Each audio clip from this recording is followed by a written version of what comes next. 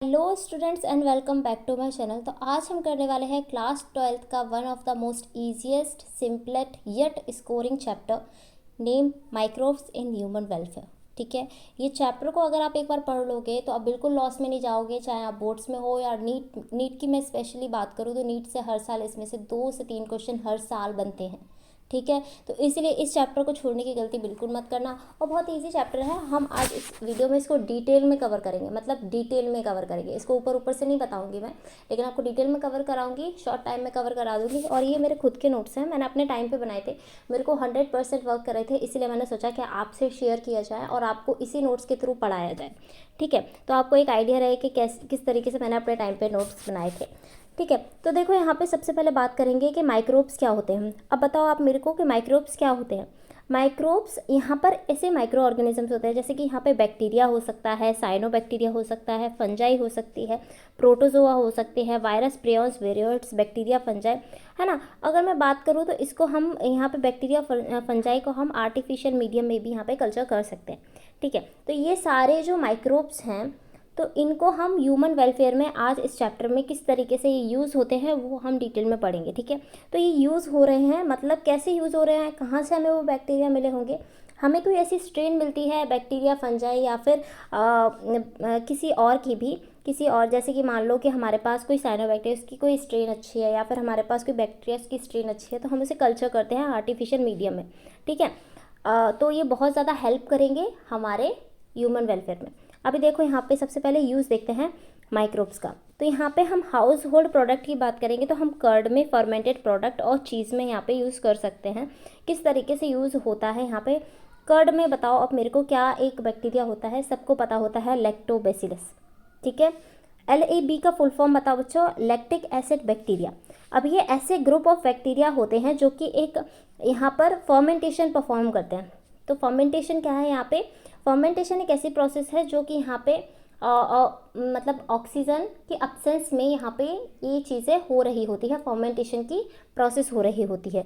तो यहाँ से आप देखोगे कि किस तरीके से यहाँ पे अब एक कॉन्सेप्ट होता है। पहले तो आप ये देखो कि यहाँ पे यूज़ किसका कर रहे हैं, लैक्टोबैसिलस का यूज़ कर रहे हैं। अब कॉन्सेप्ट क्या है कि मिल्क हमारा जो होता है ना वो इमल्शन होता है। ठीक है, तो इमल्शन में क्या होता है, जैसे कि आप अगर फैट को या वाटर को मिलाओगे तो वो मिलेगा नहीं। सिमिलरली यहाँ पे मिल्क में केसिन प्रोटीन होता है और यहाँ पे जो होल्ड करता है फैट को वाटर के साथ। ठीक है, तो इस प्रोटीन को ही ब्रेक करना होता है हमें।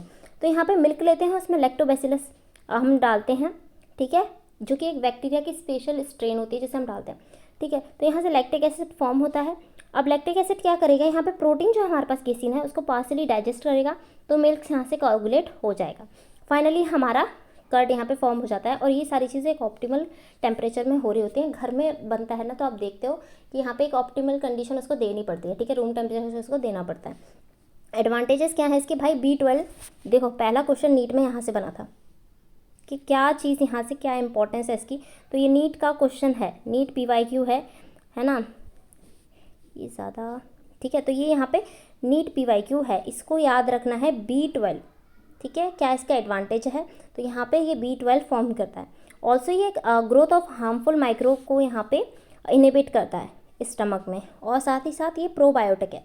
आपने याकुल्ट सुना होगा, तो याकुल्ट में क्या होता है, कंपनी में थोड़ी सी एक्स्ट्रा नॉलेज ज़रूरी है। तो यहाँ पे क्या होता है, याकुल्ट वाले जो होते हैं वो यहाँ पे उन्होंने ऐसे कर्ड की, यहाँ पे इस तरीके से कर्ड की कहूँ मैं, तो यहाँ पे कर्ड होता है इसमें स्पेशल टाइप। तो यहाँ पे लैक्टोबैसिलस की यहाँ पे उन्होंने इस तरीके से यहाँ पे एक स्ट्रेन डेवलप करी, उस स्ट्रेन को उन्होंने यहाँ पे क्या करा लिया, पेटेंट करा लिया कि वो स्ट्रेन हमारी रहेगी। तो जो कंपनी है वो स्ट्रेन के बल पे चल रही है, वो उस स्ट्रेन को यूज़ करते हैं। और यहाँ पे आपको याकुल्ट प्रोबायोटिक ड्रिंक होती है, तो इसी तरीके से कर्ड भी हमारा प्रोबायोटिक है। तो किस तरीके से बन रहा है आपको समझ आ रहा है, ओवरऑल कॉन्सेप्ट समझ आ रहा है, कैसे कमर्शियल इंडस्ट्री, मैंने अभी आपको एक इसकी एप्लीकेशन बताई, और सिमिलर वो चीज़ हम घर में भी बना रहे हैं। ठीक है, तो ये सारी चीज़ आई होप मैं आपको कुछ एक्स्ट्रा नॉलेज दे पा रही हूँ जो आपको समझ आए कि किस तरीके से ये चीज़ें at the level of industry work करती हैं। अब यहाँ पे बात करते हैं फर्मेंटेड प्रोडक्ट्स की। इडली डोसा सुना है आपने, बिल्कुल खाया भी होगा। तो ये फर्मेंटेड प्रोडक्ट है और ये हमारा बैक्टीरिया से बनता है। अनदर इंपॉर्टेंट क्वेश्चन, ये फंजाई से नहीं बनता बच्चे, बैक्टीरिया से बनता है, ऑलवेज रिमेंबर। ठीक है, कर्ड भी हमारा बैक्टीरिया से ही बन रहा था। अब यहाँ पे हम क्या करते हैं कि डो में यहाँ पे डाल देते हैं बैक्टीरिया को, तो यहाँ पे फर्मेंटेशन होती है। अब फर्मेंटेशन की प्रोसेस में यहाँ पे CO2 रिलीज होता है, ठीक है। अब यहाँ पे सेकेंड जो फर्मेंटेड प्रोडक्ट है वो है हमारा क्या यहाँ से बनता है बेकर्स ईस्ट। तो हम जब बेकिंग करते हैं, ठीक है, तो बेकिंग में हम यहाँ पे ईस्ट यूज़ करते हैं। प्लीज़ बच्चों सेक्यूरोमाइसिस सर्वेसी ये नाम याद रखेंगे, ईस्ट का साइंटिफिक नेम है। और एट द सेम टाइम ये नाम मैं आपको बताऊं तो ये जो स्पेलिंग है ना, बहुत से बच्चे इसमें गलती करते हैं। इस सेक्यूरोमाइसिस सर्वेसी की स्पेलिंग नहीं आती है और आप लिखे भी नहीं पाओगे एग्जाम में। प्लीज़ इसको 2 बार प्रैक्टिस कर लेना वीडियो देखते ही, है ना। अब यहाँ पे सबसे पहले अगर मैं बात करूँ तो आगे सोयाबीन, बैम्बू स्टेम हुआ या फर्मेंटेड फिश हुई जिसको हम सुशी बोलते हैं, तो वो यहाँ पे सारे फर्मेंटेड फूड होते हैं। Eight the same time NCERT में देखा मैंने कि यहाँ पे टॉडी है ना, जो कि एक ड्रिंक है यहाँ पे साउथ इंडिया में, वो बनती है SAP from the palm tree, ठीक है, जो कि फर्मेंटेशन से बनती है। तो ये भी यहाँ पर इसका एप्लीकेशन हो जाता है। थर्ड जो होता है चीज़ जो होते हैं वो डिफरेंट टेक्सचर के हो सकते हैं, डिफरेंट फ्लेवर के हो सकते हैं, ठीक है। तो मिल्क यहाँ पे क्या होता है, मिल्क को हम कोगुलेट करते हैं, है ना। और यहाँ पे फाइनल स्टेज ऑफ राइपनिंग में हम यहाँ पे बैक्टीरिया फंजाई का यूज़ करते हैं, जो कि यहाँ पे डिसाइड करता है कि किस तरीके का चीज़ बनेगा। यानी कि अगर मैंने यहाँ पर बैक्टीरिया का यूज़ करा तो मेरे पास यहाँ पे स्वीट चीज़ मिलेगी विच इज़ प्रोपियोनिबैक्टीरियम शर्मानी, ठीक है। रिमेंबर कि Propionibacterium shermanii it has a large size hole, ठीक है, जो कि यहाँ पे हार्ड होता है लिटिल बिट। और यहाँ पे एक होता है रॉकीफोर्ट चीज़ जिसमें हम फंजाई यूज़ करते हैं, पेनिसिलियम रॉकीफोर्टी, ठीक है। तो यहाँ पे याद क्या रखना है, PYQ यहाँ से भी बना था, किसमें लार्ज होल होते हैं प्रोपियोबैक्टीरियम शर्मानी में, प्लस ये किससे बना है बैक्टीरिया या फंजाई से, तो ये बैक्टीरिया से बना है। और रॉकीफोर्टी चीज़ किससे बना है, फंजाई से, फंजाई का नेम क्या है पेनिसिलियम रॉकीफोर्टी। प्लीज़ इन 2 चीज़ों को याद कर लो। 3 चीज़ें अभी तक मैंने इंपॉर्टेंट बनाई। B12 से यहाँ पे इंपॉर्टेंट यहाँ पे क्वेश्चन आया था, PYQ ईस्ट से, व्यूअर्स ईस्ट से भी क्वेश्चन आया था, और थर्ड क्वेश्चन यहाँ चीज़ वाले टॉपिक से आया था, ठीक है। अब यहाँ पे देखो एक क्वेश्चन है, which of the following not make by fungi. अब मेरे को बताओ, देखो टिक तो सामने लगा है। अब देखो ब्रेड भी बन रही थी हमारी Saccharomyces cerevisiae which is yeast which is a fungi, wine भी बनती है, आगे हम देखेंगे। रॉकीफोर्टी चीज़ भी हम देखा फंजाई से बन रहा है, और साइक्लोपोरिन ए जो कि हमें आगे देखेंगे। तो ये सारे प्रोडक्ट जो हैं वो फंजाई के। आगे बात करें तो इंडस्ट्री में किस तरीके से यूज़ होता है, हम यहाँ पे अल्कोहल प्रोड्यूस करवाते हैं, ठीक है। तो अल्कोहल प्रोडक्शन जो होता है वो एक किस तरीके की प्रोसेस होती है, एनारोबिक प्रोसेस होती है। तो यहाँ पे फर्मेंटेड प्रोडक्ट यहाँ पे माइक्रोब्स इंडस्ट्री लेवल पे यूज़ हो रहे होते हैं। होता क्या है कि ग्रेन फ्रूट्स को लेते हैं, है ना, उससे हम शुगर ऑब्टेन करते हैं, फिर उसमें हम ईस्ट डालते हैं, शुगर फर्मेंटेशन, इथेनॉल हमारे पास रिसीव होता है, उसकी हम डिस्टिलेशन करते हैं, तो हाई कंसनट्रेशन ऑफ इथेनॉल हमारे पास रिसीव हो जाता है। अब यहाँ पे देखेंगे कि टाइप ऑफ एल्कोहलिक बेवरेजेस, ठीक है, depend on the initial substrate from the fruit and grains and whether it is distilled और नॉट। इससे क्वेश्चन आया था, यहाँ से वाइन उन्होंने दिया था, पूछा था कि यहाँ पर ये डिस्टिल्ड है, जो स्टेटमेंट वाइज क्वेश्चन थे, तो स्टेटमेंट वाइज क्वेश्चन से पूछा था कि यहाँ पे wine is a distilled product उन्होंने कह दिया था स्टेटमेंट में, तो वो स्टेटमेंट रॉन्ग हो गई थी, और उन्होंने क्वेश्चन में पूछा था which of the following is a wrong statement. तो ये उन्होंने डाल दिया था कि wine is a distilled product. No, it is not a distilled product, it is undistilled product, ठीक है। तो wine and beer is a undistilled product. अब वाइन जो है ग्रेप से रिसीव होता है, बियर जो है वो यहाँ पर हमारे पास ग्रेन से रिसीव होती है, और डिस्टिल्ड में क्या होता है, ब्रांडी, विस्की एंड रम, ठीक है, ओके। यहाँ पे एप्लीकेशन एंटीबायोटिक्स में देखेंगे, एंटी माने अपोजिट, बायोटिक माने life, against the life of microbe, ठीक है ना, जो कि यहाँ पे डिसीज कॉज कर रहे हैं। It is those chemical which is against the life of microbe. Since it is a beneficial to human, तो हम इसको 2 वेज में यूज़ कर सकते हैं, माइक्रोब को किल कर सकते हैं और उसकी ग्रोथ को रोक सकते हैं, ठीक है। तो डिस्कवरी ऑफ एंटीबायोटिक कैसे हुई थी, my God, it is a really important topic, ठीक है।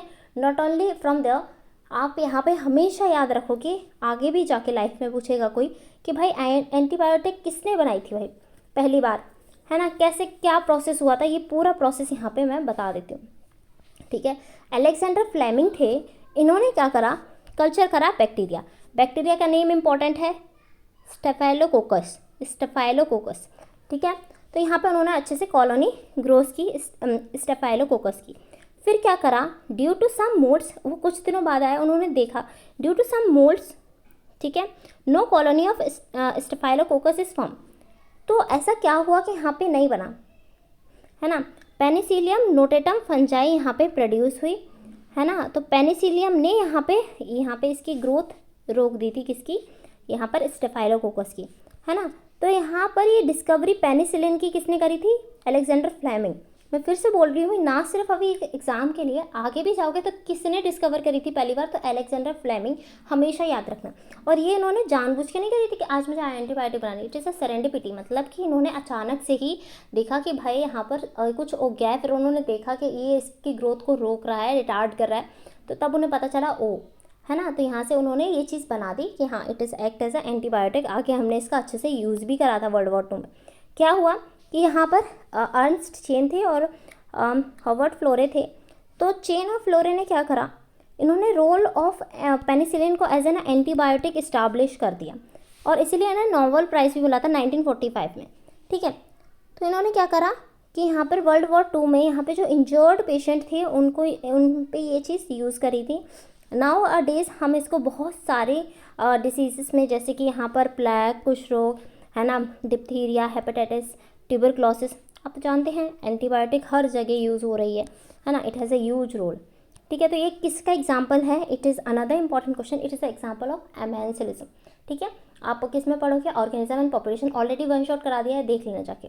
अब यहाँ पे देखो कि यहाँ पे क्या है, स्पीसीज ए को फ़ायदा हो रहा है, किसी को भी फ़ायदा हो रहा है यहाँ पे, पहले आप मेरे को ये बताओ, क्या स्पीसीज ए को फ़ायदा हो रहा है, तो नहीं भाई, किसी को भी यहाँ पे कोई फ़ायदा नहीं होता। एमेंसिलिज्म में बच्चे ऐसे भूल जाते हैं कि क्या होता है, तो फ़ायदा किसी को नहीं हो रहा है, नेगेटिव है और एक ज़ीरो है, मतलब कि यहाँ पे नेगेटिव किसका, जो बैक्टीरिया ग्रो नहीं कर पाया, और ज़ीरो किसका, फंजाई का, तो कोई ना तो नुकसान है ना फ़ायदा, ठीक है। आगे मूव करता है।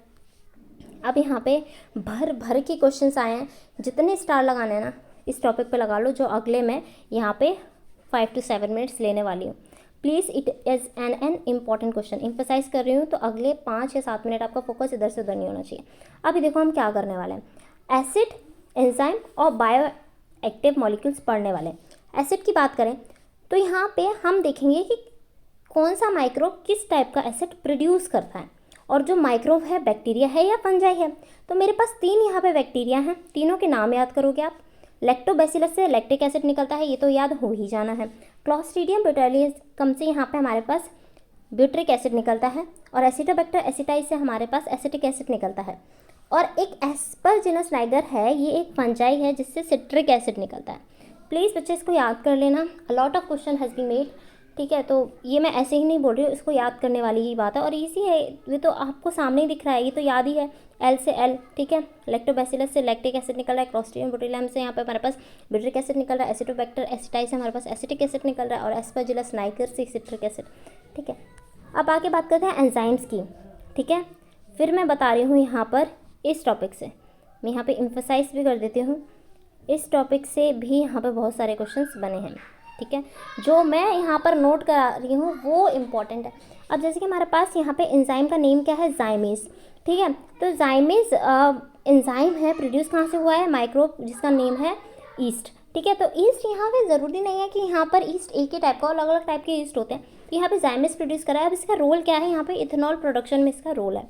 सिमिलरली एक एंजाइम है लाइपेज, तो लाइपेज का यहाँ पे एनसीईआरटी ना तो पैक्टिनेज और प्रोटीएज का यहाँ पर कुछ दे रखा है, माइक्रोबी किससे आता है, बट आपको यहाँ पे रोल याद रखना है इसका कि लाइपेज जो है, जब हम इसको डिटर्जेंट में मतलब डिटर्जेंट के साथ मिलता है तो ये यहाँ पे ऑयली स्टेन रिमूव कर देता है, ठीक है। और पैक्टिनेज और प्रोटीएज क्या करते हैं, ये डाइजेस्ट कर लेते हैं fibre in the fruit juice, ठीक है, ताकि एक क्लियर हमारे पास जूस रहे, है ना।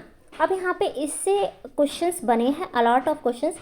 क्या पूछते हैं वो आपसे, ऐसा कौन सा माइक्रोब है जो यहाँ पर क्लॉट बस्टर की तरह एक्ट करता है, ठीक है। अब क्लॉट बस्टर क्या होता है, तो यहाँ पे पहले तो माइक्रोब हमारे पास है स्ट्रेप्टोकोकस, ठीक है। किससे मिला है, name of the enzyme, sorry, Streptococcus कौन सा एंजाइम बना रहा है, स्ट्रेप्टोकाइनेस। क्या हो रहा है, इसका रोल क्या है, act as a clot buster, मतलब कि डाइजेस्ट करेगा, सोलुबलाइज करेगा क्लॉट, जो कि यहाँ पे प्रिवेंट करते हैं मायोकार्डियल इन्फेक्शन को, जिससे कि हार्ट अटैक हो सकता है, ठीक है। और यहाँ पे बच्चे कंफ्यूज मत होना, ये स्ट्रेप्टोकोकस है, जो अभी हमने डिस्कवरी में पढ़ा था वो स्टेफाइलोकोकस था, ठीक है, इससे कंफ्यूज नहीं होना है। अभी यहाँ पे इसको याद करोगे अभी के अभी, स्ट्रेप्टोकाइनेस या स्ट्रेप्टोकोकस किससे रिलेटेड है, क्लॉट बस्टर से, ऐसे याद करोगे तो मैच द फॉलोइंग टाइप के क्वेश्चन बहुत ज़्यादा बने हैं और हेल्प करेंगे आपको, ठीक है। अब हम देखते हैं बायो एक्टिव मॉलिक्यूल्स। क्या होते हैं bio active molecules, source biological होता है उनका and can have some effect on body function. ठीक है, अब देखते हैं सोर्स तो बायोलॉजिकल है, मतलब कि माइक्रोब हमारे पास इस बार कौन सा है, मोनास्कस परप्यूरियस। तो यहाँ पर ये एक माइक्रोब है। नेम ऑफ द केमिकल है स्टेटिन्स। अब स्टेटिन्स जो है क्या रोल है इसका, मैं फिर बोल रही हूँ, इससे बहुत ज़्यादा क्वेश्चन है। स्टेटिन्स जो होता है ये ब्लड कोलेस्ट्रॉल लोअरिंग एजेंट होता है। ठीक है, तो ये यहाँ पे ब्लड कोलेस्ट्रॉल लेवल को कंट्रोल करके रखता है या लोअर कर देता है। तो ये इनहिबिट, जो स्टेटिन्स होता है वो इनहिबिट कर देता है enzyme competitively which involve in a cholesterol biosynthesis. ठीक है, तो जब कोलेस्ट्रॉल बनेगा नहीं तो कोलेस्ट्रॉल का लेवल लो हो जाएगा। तो ये किस स्ट्रेन में आता है, यहाँ पे फंजाई यूज़ हो रही है और यहाँ पर भी फंजाई यूज़ होगी इन केस ऑफ साइक्लोपोरेन ए, जो अभी मैंने आपको क्वेश्चन कराया था PYQ, तो वो यहाँ पे साइक्लोपोरेन ए ये था। ट्राइकोडर्मा पॉलीस्पोरम साइक्लोपोरेन ए ये यहाँ पे इम्यूनो सप्रेसिव एजेंट की तरह एक्ट करता है, मतलब कि सेल मीडिएट इम्यूनिटी को सप्रेस कर देता है, जिससे कि ग्राफ्ट रिजेक्शन प्रोसेस में इससे हेल्प मिलती है। ठीक है, ओके, अब बात करते हैं नेक्स्ट टॉपिक पे हम आ गए हैं और हमने बहुत सारे जो PYQs बन सकते थे मैंने सब डिस्कस कर लिया है।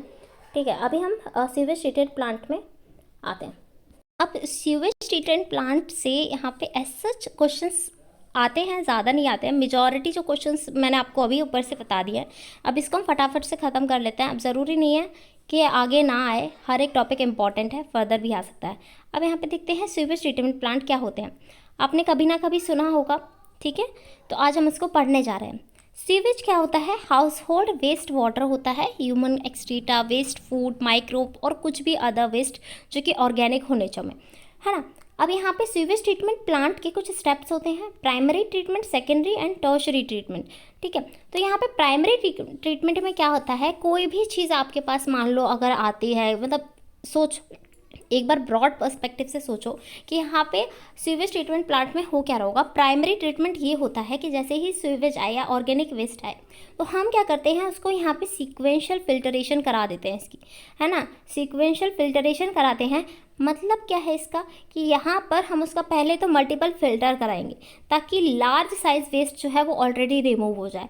फर्दर हम उसका क्या कराएंगे, यहाँ पर सेडिमेंटेशन कराएंगे ताकि हमारे पास जो ऐसी सारी चीज़ें हैं जैसे कि पेबल हो गई, ग्रीट हो गई, तो ये सारी सेटल हो जाएं। तो ये यहाँ पे जो सेटल हो रहा है इसको हम प्राइमरी स्लज बोलते हैं।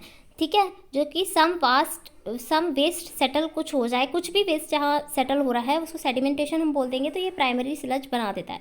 और यहाँ से प्राइमरी इफ्लुएंट हमारा आता है जो कि हमारा सेकंड ट्रीटमेंट में जाता है, सेकेंडरी ट्रीटमेंट में जाता है। ये एक बायोलॉजिकल ट्रीटमेंट होता है, इससे भी क्वेश्चन आया था कि बायोलॉजिकल ट्रीटमेंट कौन सा होता है, प्राइमरी, सेकेंडरी, टर्शरी। अब देखो प्राइमरी ट्रीटमेंट से होके हमारा प्राइमरी इफ्लुएंट आया सेकेंडरी यहाँ पे प्रोसेस में, सेकेंडरी ट्रीटमेंट में।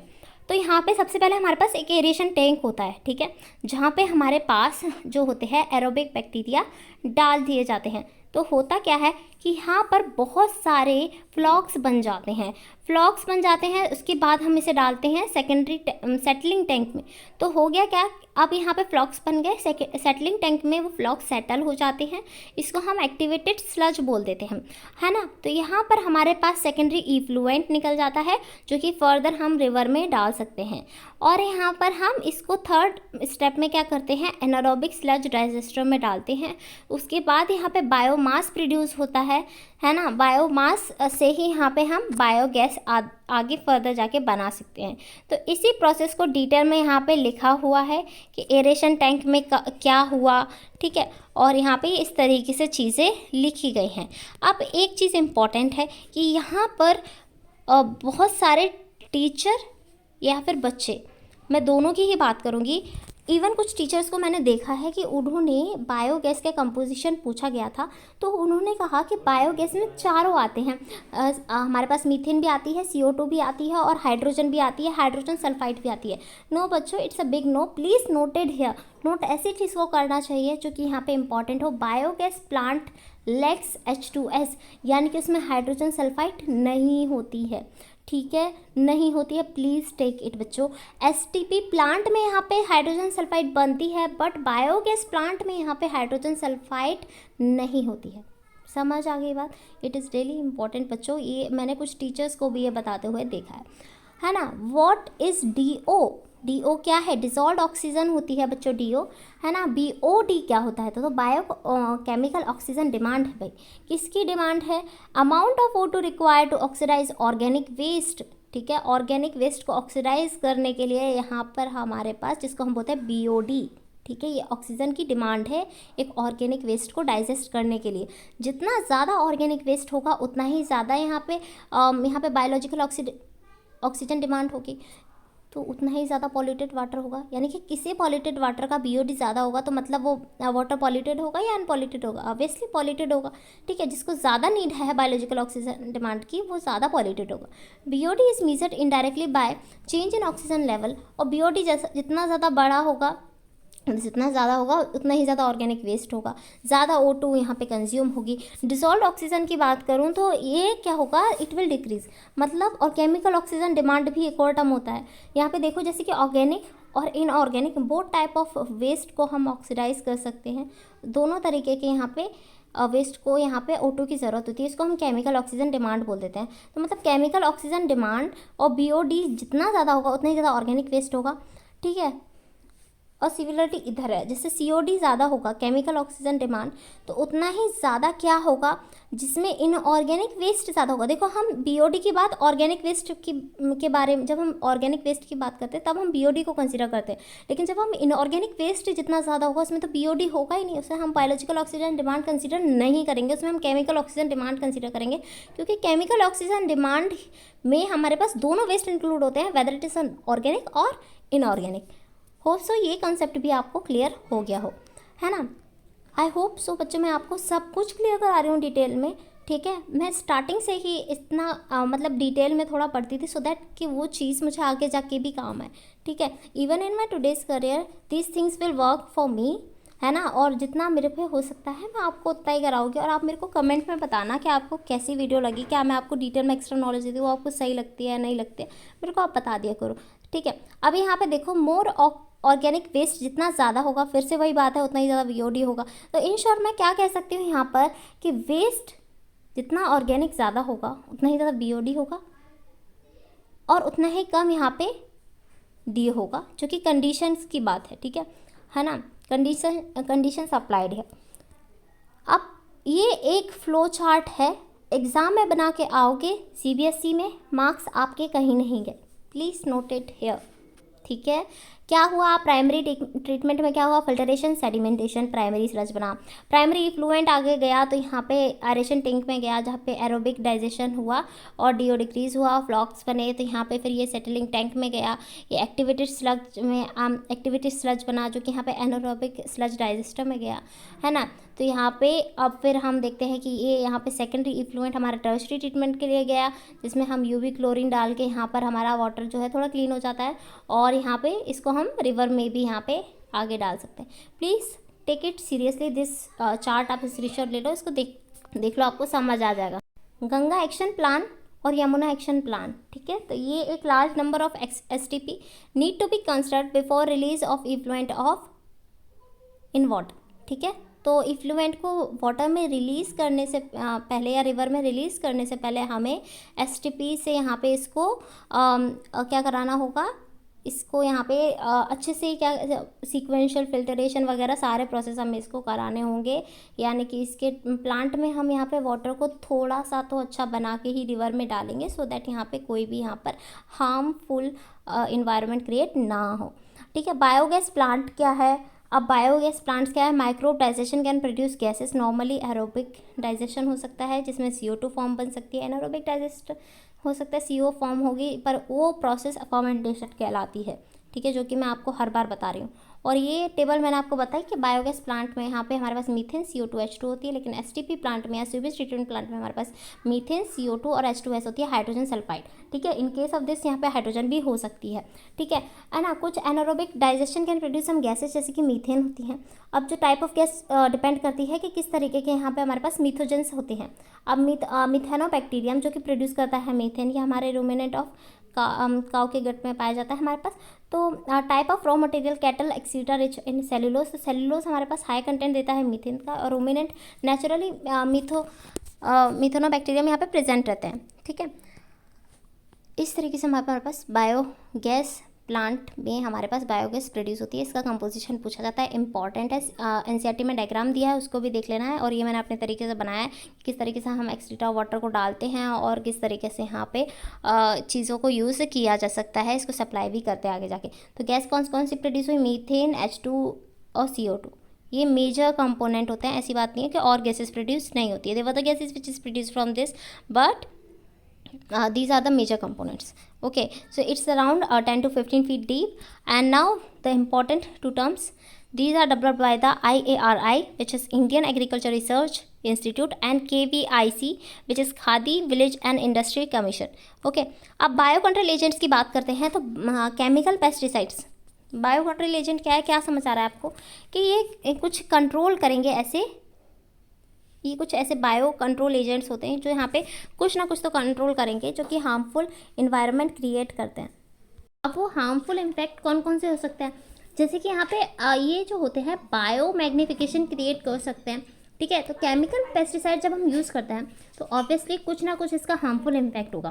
पहला बायो मैग्निफिकेशन, दूसरा कि यहाँ पे कुछ बेनिफिशियल इंसेक्ट होते हैं वो भी किल हो जाते हैं, जो कि यहाँ पे ग्राउंड लेवल पे आप कभी देखो, रियल में नहीं देखा होगा मेजॉरिटी बच्चों ने, कि एग्रीकल्चर में कुछ ऐसे प्लांट्स, कुछ ऐसे इंसेक्ट्स होते हैं जो प्लांट के लिए इंपॉर्टेंट होते हैं, तो वो भी जब हम पेस्टिसाइड यूज़ करते हैं तो वो भी मर जाते हैं। ठीक है, remove insects from the food chain, अब वो इंसेक्ट्स जो हैं वो फूड चेन से हट ही जाएंगे तो कैसे आगे प्रोसेस कंटिन्यू होगी। ठीक है, ऑर्गेनिक फार्मर जो है वो यहाँ पे बायो कंट्रोल एजेंट्स यूज़ करते हैं। ठीक है, ऑर्गेनिक फार्मर जो कि सब चीज़ ऑर्गेनिक पे डिपेंड होते हैं, वो कोई भी केमिकल यूज़ नहीं करते हैं। ठीक है ना। अब यहाँ पे देखो, इट इज़ नॉट पॉसिबल और even desirable to kill any pest completely. ठीक है, और ये वैसे भी पॉसिबल नहीं है कि हम कोई भी ऐसे पेस्ट को कम्प्लीटली यहाँ पे मार पाए, है ना। तो पर हम उसका नंबर लो कर सकते हैं। ठीक है, समटाइम्स हम क्या होता है जैसे पॉल्यूशन को हम ख़त्म तो कर नहीं सकते, लेकिन पॉल्यूशन का लेवल तो कम कर सकते हैं ना, ये चीज़ होती है ना। अब देखो बायो कंट्रोल एजेंट्स क्या होता है। अब ये बायो कंट्रोल एजेंट्स जो होते हैं प्रेडिशन और पैरासिटिज्म पे यहाँ पे डिपेंड करते हैं, ऐसे इंटर रिलेटेड होते हैं। हार्मफुल इंसेक्ट्स जो होते हैं यहाँ पर देखो, सच नेचुरल प्रेडेटर, ठीक है, उनके नेचुरल प्रेडेटर भी होते हैं। अब जब हम कोई भी कंट्रोल एजेंट ढूंढते हैं तो हमें क्या चाहिए कि वो जो इंसेक्ट्स हैं वो कंट्रोल हो, need to be control, and at the same time pest cycle में हो और क्रॉप पे डिपेंड करे। ठीक है, अब देखो यहाँ पे climatic requirement for interaction.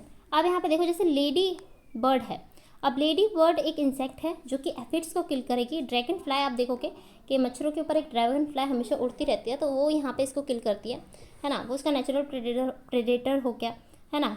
Bacillus थ्रोएंजेनेसिस जो कि बायोटेक में भी हम पढ़ते हैं। तो यहाँ पर हम देख रहे हैं कि स्पोर जो लेते हैं हम इसके यहाँ पर वाटर के साथ मिक्स करके यहाँ पर हम इसको इंसेक्ट को किल कर देंगे। जैसे ही हम क्रॉप पे डालेंगे, अगर क्रॉप उसको खाएगा, प्लांट के लिए हार्मफुल नहीं है, लेकिन वो जैसे ही उसकी मिड में जाएगा एल्कालाइन पीएच देखेगा तो वो यहाँ पे किल हो जाएगा। आगे देखो जैसे protection to brassica and other families यहाँ पे प्रोड्यूस प्रोटेक्शन यहाँ पे देता है कौन, बैसिलस थ्रोएंजेनेसिस।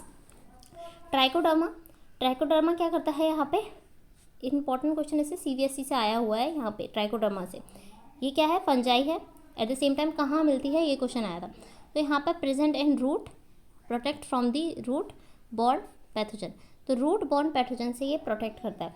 क्वेश्चन ये आया था कि यहाँ ये एक यहाँ पे फंजाई है जो कि यहाँ पे एक बायो कंट्रोल एजेंट है जो प्रेजेंट होता है रूट और रूट बॉर्न डिसीज से यहाँ पे हमको बचाता है। कौन है भाई वो, तो वो हमारे पास है ट्राइकोडर्मा। ठीक है, ये क्वेश्चन आया था, मैंने आपको बता दिया। अब हमारे पास है बैक्यूलो वायरस। अब बैक्यूलो वायरस क्या करता है, ये इंसेक्ट्स को किल कर देता है। अब इंसेक्ट्स को किल करेगा लेकिन कुछ स्पेसिफिक इंसेक्ट्स, ना कि सारे इंसेक्ट्स। ठीक है, तो इसकी नैरो स्पेक्ट्रम होती है। ठीक है, स्पेसिफिक यहाँ पे ये इंसेक्ट्स देखता है, कोई भी इम्पैक्ट इसका नहीं होता है, ना तो फिश पे होगा, ना मैमल्स, ना बर्ड्स पे। ठीक है, एक स्पेसिफिक इंसेक्ट होगा, उसी को ढूंढेगा, है ना। अब यहाँ पे इंटीग्रेटेड पेस्ट मैनेजमेंट इन सबको यहाँ पे देखती है, और ये क्या करती है, इनके पास कुछ ऐसी टेक्निक होती हैं पेस्ट मैनेजमेंट की, taking care of the beneficial insects, कि वो उनकी देखभाल करे। और ये टेक्निक यूज़फुल होते हैं इकोलॉजिकल सस्टेनेबिलिटी के लिए, इकोलॉजिकल सेंसिटिव एरिया के लिए। ठीक है, ओके। IPM क्या है, तो यहाँ पे IPM हमारा इंटीग्रेटेड पेस्ट मैनेजमेंट है, स्ट्रेटेजीज देखता है। Baculovirus is very very beneficial, ठीक है, ये इन्होंने मेंशन किया है एनसीईआरटी में स्पेशली, इसलिए इसे अलग से लिखा था। अब यहाँ पे देखो bio fertiliser, chemical bio fertiliser. क्या बायो फर्टिलाइज़र की हम बात क्यों कर रहे हैं, केमिकल फर्टिलाइजर्स भी तो यूज़ कर सकते हैं। अब केमिकल फर्टिलाइजर्स के साथ प्रॉब्लम क्या है, कॉस्टली हैं और eight the same time environment में पॉल्यूशन तो क्रिएट कर ही रही हैं। अब यहाँ पे देखो जैसे बैक्टीरिया है हमारे पास और हमारे पास फंजाई है, साइनोबैक्टीरिया है, तो क्या करते हैं यहाँ पे बैक्टीरिया नाइट्रोजन किस तरीके से फिक्स करेंगे, तो यहाँ पे कुछ लेग्यूमिनस होते हैं, कुछ फ्री लिविंग होते हैं, ठीक है, और कुछ नॉन लेग्यूमिनस होते हैं, तो सबको देखते हैं। नाइट्रोजन फिक्सेशन हम राइजोबियम से करा सकते हैं जो कि एक लेग्यूमिनस प्लांट है। एट द सेम टाइम यहाँ पे इम्पॉर्टेंट एग्जांपल आ चुका है नीट में, वो है अल्नस का, ठीक है। तो यहाँ पर ये जो फ्रेंकिया है ये यहाँ पे फिक्स करता है अल्नस में, और साथ ही साथ ये नॉन लेग्यूमिनस प्लांट है। क्वेश्चन में ये पूछा है लेग्यूमिनस है या नॉन लेग्यूमिनस है, इसलिए मैंने स्पेशली हाईलाइट करके लिखा है ये नॉन लेग्यूमिनस प्लांट, ठीक है। अब यहाँ पे फ्री लिविंग कौन कौन से होते हैं, फ्री लिविंग एरोबिक, एजोटोबैक्टर और एजोस्पाइरलम। और इम्पॉर्टेंट क्लासिफिकेशन क्या है कि यहाँ पे एरोबिक भी लिखा है, फ्री लिविंग तो दोनों है लेकिन एरोबिक और एनारोबिक दोनों चीज़ में आ सकते हैं, और एनारोबिक में क्लॉस्ट्रीडियम और बैसिलस दोनों आते हैं, ठीक है।